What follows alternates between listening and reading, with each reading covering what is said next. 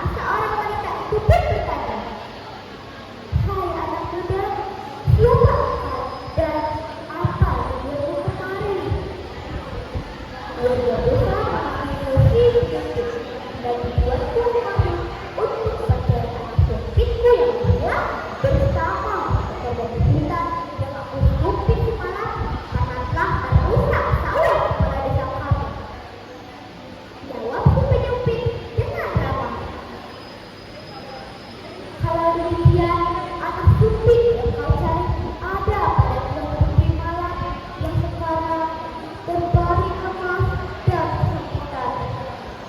Sejujurnya, dialah dari hutan yang telah kau supit semalam. Jawab wanita itu. Jadi, kalian semua adalah menderita dari dia. Maafkan saya tidak mengetahui apa itu. Jika bagaimana, saya ingin mencoba mengobati Putri Malang. Dengan keahliannya, si penyupit mulai mengobati Putri Malang. Berangsur-angsur, Putri Malang mulai sembuh. Ia sangat senang dan bisa memberikan hadiah kepada si penyupit. Wahai si penyupit, ini ada sedikit hadiah untukmu. Tolong pulang dan jangan kau buka sebelum kau berada di rumah. Setelah mengucapkan terima kasih, si penyupit pulang ke rumahnya. Setibanya di rumah, ia segera membuka bungkusan itu.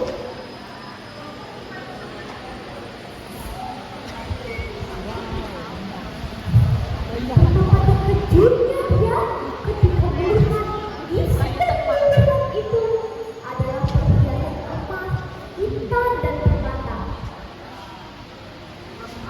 Si penyupit pun pergi ke pasar dan menjual perhiasan itu. Dia membeli rumah yang besar dan melunasi hutang almarhum ayahnya kepada Pak Raja. Tapi bukannya berterima kasih, Pak Raja malah bertanya, "Hai si penyupit, dari mana kau mendapatkan uang sebanyak ini?" Sejujurnya saya mendapatkan uang ini dari hasil penjualan perhiasan yang diberikan oleh Putri Malang. Si penyupit pun menceritakan semua kejadian yang menimpanya pada malam itu. Berkhayal akan mendapatkan perhiasan yang banyak juga, Pak Raja pun ingin mengulangi kejadian yang sama dengan si penyupit. Malam harinya, Pak Raja menunggui sahur sendiri. Dan benar saja, kejadian itu terulang kembali dan membawa Pak Raja ke depan putri yang sedang sakit. Tapi malangnya teman-teman, Pak Raja kan tidak bisa mengobati luka. Sehingga para babi hutan dan kejadian jadi sangat marah dan mengeroyok Pak Raja hingga babak belur.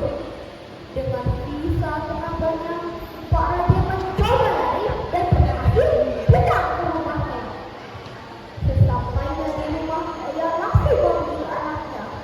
"Anakku, tolonglah ayah. Ayah habis diserang babi hutan. Cepat, tolong panggilkan si penyupit." Melihat ayahnya yang sedang kesakitan, anak Pak Raja pun bergegas ke rumah si penyupit. "Wahai si penyupit, tolonglah ayahku.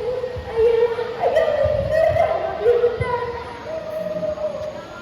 Melihat itu, si penyupit pun bergegas dengan Pak Raja dan mengobatinya. Pak Raja berangsur-angsur, Pak Raja pun sadar ia telah menyesal dan meminta maaf kepada si penyupit.